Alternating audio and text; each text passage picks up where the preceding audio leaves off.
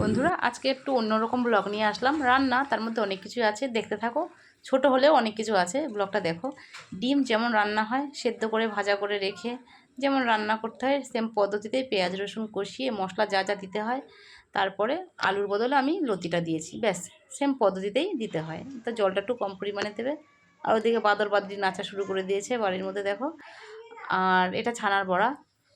ছানার জলটা ভালো করে ঝরিয়ে লবণ, হলুদ, জিরার গুঁড়ো, একটু গরম মশলার গুঁড়ো আর আদা ঘষে ভালো করে চটকে নিয়েছি ছানাটা। তার মধ্যে সামান্য অল্প ময়দা দিয়েছি, ময়দাটা দিতে হবে।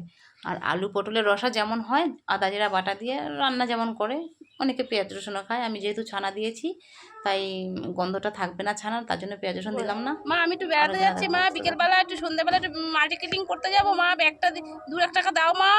মা একটু মার্কেটিংয়ে যাবো মা, আমায় ছাড়ো। ক্লান্ত হয়ে গেছে, ক্লান্ত হয়ে গেছে, ঘুমের অবস্থাটা দেখো কীভাবে ঘুমায়। আর সন্ধেবেলা একটুখানি পিঠার আয়োজন হচ্ছিল, পিঠা বানিয়েছি।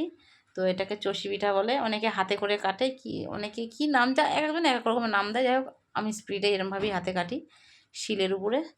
হ্যাঁ, আর ছোটো ম্যাডাম তো ঘুমিয়েই গেছে, দেখো শোয়ার ছিঁড়িটা দেখো একবার।